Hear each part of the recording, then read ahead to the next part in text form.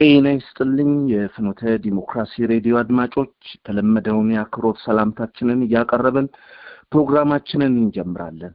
በዛሬው ነሐሴ 1 2018 ዝግጅታችን የትዝብት አድማስ ይዘን ቀርበናል። በዚህ ፕሮግራም በአገራችን ማህበራዊ፣ ኢኮኖሚያዊ፣ ፖለቲካዊና ሌሎች ጉዳዮችንም የሚያካትት ጽሑፎችን ያዘለ ይሆናል። ወደ ዝግጅቱ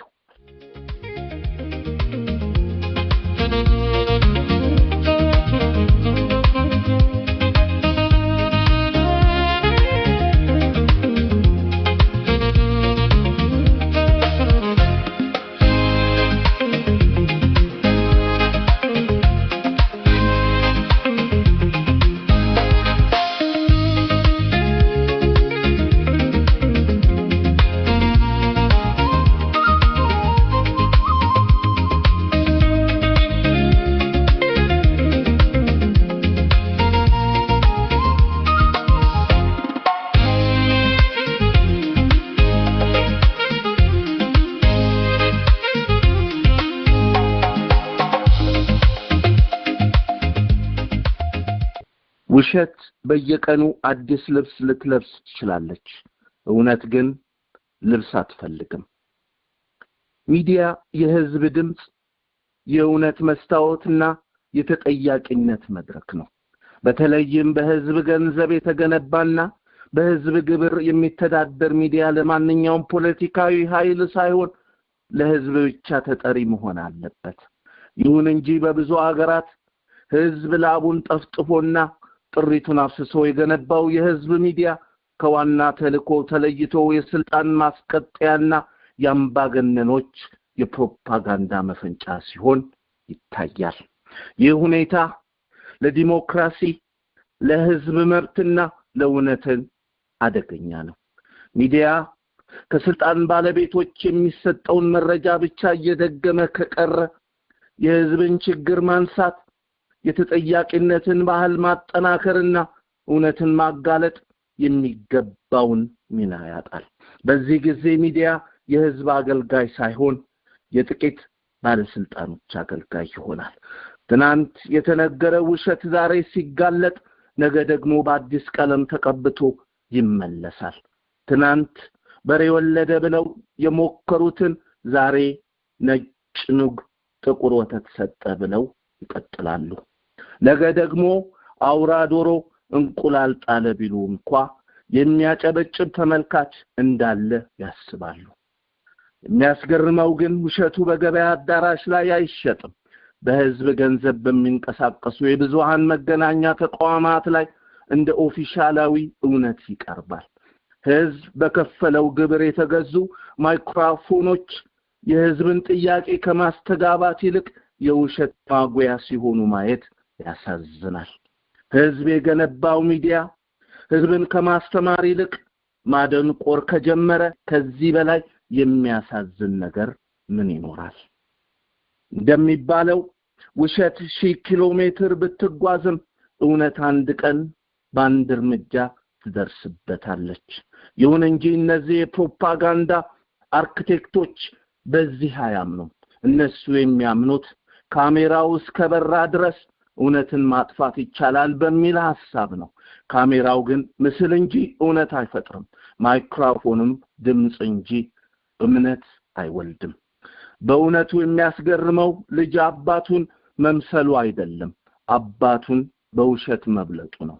ትናንት የነበረው ፕሮፓጋንዳ ቢያንስ አንዳንድ እውነታ ለማስመሰል ይሞከር ነበር። ዛሬ ግን ማስመሰል ሳይቀር ቀርቶ ውሸቱን በኩራት የሚያቀርብ ዘመን መጥቷል። ማን ይጠይቀናል የሚለው መንፈስ የብዙ ችግሮች መነሻ ሆኗል። ነገር ግን ህዝብን ለዘላለም ማታለል የሚችል የለም። የተጠማ ሰው ምንጩን ይፈልጋል። የጠየቀ ህዝብም ማስረጃን ይፈልጋል። ሰው አንድ ጊዜ ሊታለል ይችላል፣ ሁለት ጊዜም ሊታለል ይችላል። ሁል ጊዜ ግን አይታለልም። የማስተዋል አይን ከተከፈተ በኋላ ውሸት የምትሸሸግበት ጥላ አታገኝም። በርግጥ የፕሮፓጋንዳ ባለሙያዎች የሚፈሩት ታንክ ወይም መሳሪያ አይደለም፣ የሚጠይቅ ህዝብ ነው። የሚያስብ ዜጋ ነው። የሚያዳምጥ ሳይሆን የሚመረምር ወጣት ነው። ሰዎች ተደራጅተውና ተባብረው ሐሳባቸውን ሲገልጹ ውሸት የምትነግስበት መንበር ይናወጣል። ይህንንም ከማንም በላይ የሚያውቁት የሙያ መሳሪያ ያደረጉ ሰዎች ናቸው። ውሸት ዛሬ ሊያሸንፍ ይችላል፣ ነገር ግን ታሪክን አያሸንፍም። የዛሬ ርዕስ ነገ የታሪክ ማስታወሻ ይሆናል። የዛሬው ፕሮፓጋንዳ የነገው ትውልድ መሳቂያ ትሆናለች። ታሪክ በማይክሮፎን አይጻፍም፣ በእውነት ግን ይጻፋል። ስለዚህ ልጅ ማንን ይመስላል ቢሉ አባቱን አሉ የሚለው ምሳሌ ከቤተሰብ በላይ ለፖለቲካም ይሰራል። የትናንት የውሸት ትምህርት የዛሬ የውሸት ትውልድን ይፈጥራል። የዛሬ የእውነት ባህል ደግሞ የነገ ተጠያቂ ትውልድ ይገነባል። ምርጫው የህዝብ ነው። ውሸትን ማጨብጨብ ማኖር ወይስ እውነትን በንቃት ማጽናት? እናም መጨረሻ ላይ የሚቀረው አንድ ጥያቄ ብቻ ነው። ውሸት ስንት ጊዜ ብትደገም እውነት ትሆናለች? መልሱ ግልጽ ነው። በፍጹም አትሆንም። ምክንያቱም እውነት ድምጽ ባይኖራትም ጽናት አላት። ውሸት ግን ጩኸት ቢኖራትም መሰረት የላትም።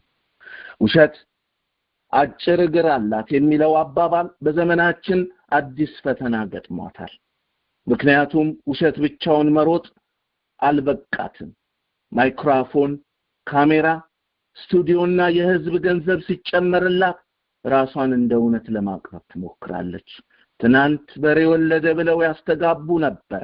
ዛሬ ደግሞ ነጭ ኑግ ጥቁር ወተት ሰጠ፣ አውራ ዶሮ እንቁላል ጣለ ቢሉ የሚያምን ህዝብ እንዳለ በመቁጠር እየደገሙ ይናገራሉ። የትናንት ውሸት ዛሬ አዲስ ልብስ ለብሶ ይመጣል፣ ነገ ደግሞ ሌላ ስም ይይዛል። ይሁን እንጂ ውሸት ስሟን ብትቀይርም ባህሪዋን መቀየር አትችልም። ውሸት የሚቆመው እውነት ስለሌለ ሳይሆን እውነት የሚናገር ሰው ሲጠፋ ነው። ህዝብ ጥያቄ ማቅረብ ሲጀምር፣ ማስረጃ መጠየቅ ሲለምድ ውሸት የምትሸሸግበት ጥላ እየጠበበ ይሄዳል።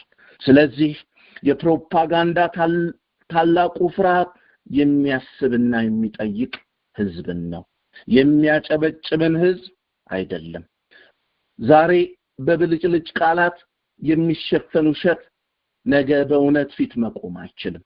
የታሪክ ፍርድ ዘግይቶ ሊመጣ ይችላል፣ ግን አይቀርም። በውሸት የተገነባ ቤት መሰረቱ አሸዋ ስለሆነ አንድ ቀን መፍረሱ የማይቀር ነው። የታሪክ መጨረሻ የሚወሰነው ውሸትን በሚያሰራጩ ሳይሆኑ እውነትን በሚፈልጉ ዜጎች ነው።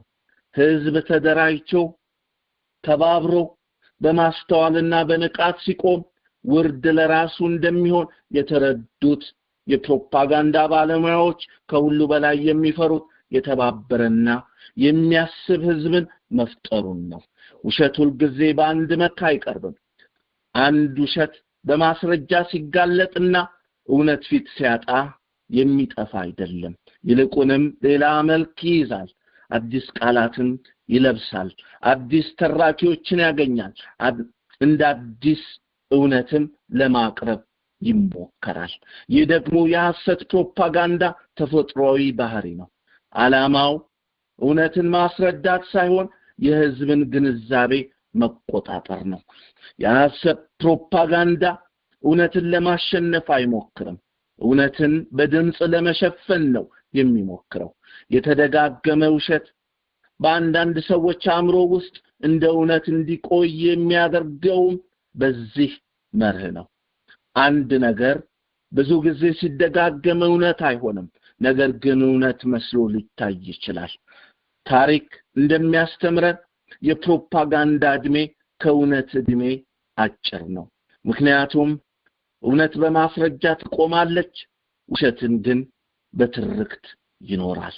ማስረጃ በተገኘ ቁጥር ውሸት አዲስ ልብስ ለብሶ እንደገና ይመጣል፣ ነገር ግን ውስጡ ያው የቀደመው ውሸት ነው። ስለዚህ ትናንት የተነገረው ውሸት ዛሬ ቢጋለጥም ነገ በሌላ ቀለም ተመልሶ መምጣቱ አይገርምም። የሚገርመው ያንን የቀለም ለውጥ እንደ አዲስ እውነት የሚቀበል ማህበረሰብ ካለ ብቻ ነው። ስለዚህ የዜግነት ግዴታችን የሚነግረንን ሁሉ ማመን ሳይሆን መጠየቅ፣ ማስረጃ መፈለግ፣ ማመዛዘን እና እውነትን ከፕሮፓጋንዳ ለይቶ ማወቅ ነው። ያን ጊዜ በወለደ ነጭ ኑግ ጥቁር ወተት ሰጠ ወይም አውራ ዶሮ እንቁላል ጣለ የሚሉ ትርክቶች ጊዜያዊ ጭብጨባ ሊያገኙ ይችላሉ። ዘላቂ እምነት ግን አያገኙም። እነዚህ አባባሎች ተረት ብቻ አይደሉም፣ የፕሮፓጋንዳ ስነልቦናን የሚገልጹ ምሳሌዎች ናቸው። የፕሮፓጋንዳ ግቡ ህዝብን በእውነት ማሳመን አይደለም፣ ከእውነት ማራቅ ነው። ሰዎች እውነትን እንዳይጠይቁ በአዲስ ታሪክ፣ በአዲስ መፈክርና በአዲስ ጫጫታ ማጥመድ ነው። እውነት በማስረጃ ትቆማለች፣ ውሸት ግን በጭብጨባ ላይ ትመረኮዛለች። እውነት ጸጥ ብላ ትጓዛለች፣ ውሸት ግን በጩኸት ትሮጣለች። እውነት ማስረጃ ትፈልጋለች፣ ውሸት ግን የሚያጨበጭብ ህዝብ ብቻ ትፈልጋለች። የታሪክ መጽሐፍት የሚያሳዩን አንድ ትልቅ እውነት አለ። በውሸት ላይ የቆመ ስርዓት ለተወሰነ ጊዜ ሊቆይ ይችላል፣ ለዘላለም ግን አይቆምም። ምክንያቱም ውሸት ብዙ እግር ቢኖራትም መሰረት የላትም። መሰረት የሌለው ህንጻ ደግሞ በመጀመሪያው ንፋስ ይናዳል። የሚያሳዝነው ግን ውሸትን የሚያናፍሱት የሚፈጥሯት ብቻ አይደሉም፣ ሳይጠይቁ የሚያጨበጭቡለትም ጭምር ናቸው። ጭብጨባ እውነት አይፈጥርም፣ እውነትም ጭብጨባን አትፈልግም። ድምጽ ማስረጃን አይተካም። ብዙ ሰዎች አንድ ነገር ማመናቸው ብቻውን እውነት አያደርገውም። ዛሬ በማህበራዊ ሚዲያ ዘመን ፕሮፓጋንዳ ከመቼውም በላይ ፈጣን ሆናለች። ውሸት በጥቂት ደቂቃዎች በሺዎች ስልኮች ላይ ትደርሳለች። እውነት ግን ማስረጃዋን ይዛ እስክትመጣ ትንሽ ጊዜ ትፈልጋለች። ይህ ግን የእውነት ድክመት ሳይሆን የጥንካሬዋ ምልክት ነው። ምክንያቱም እውነት ለመቆም ማስረጃ ትጠብቃለች፣ ውሸት ግን ለመሮጥ ወሬ ብቻ ይበቃታል። ስለዚህ የአንድ ማህበረሰብ ብስለት የሚለካው በሚያጨበጭበው መጠን ሳይሆን በሚጠይቀው ጥያቄ ነው። የነጻነት መሰረት የመጠየቅ ባህል ነው። የፕሮፓጋንዳ መሰረት ደግሞ ያለ ጥያቄ ማመን ነው። ስለዚህ ነገ እንደገና አዲስ ታሪክ ቢቀርብ፣ አዲስ መፈክር ቢሰማ፣ አዲስ ጫጫታ ቢነሳ መጀመሪያ መጠየቅ ያለብን ማን ተናገረ ሳይሆን ማስረጃው የት ነው የሚለውን ነው። ምክንያቱም ውሸት በየቀኑ አዲስ ልብስ ልትለብስ ትችላለች፣ እውነት ግን ልብስ አትፈልግም። የሷ ጌጥ ማስረጃዋ ነው፣ ኃይሏም እውነታዋ ነው። አድማጮች፣ ያዘጋጀነው ፕሮግራም በዚሁ አበቃ።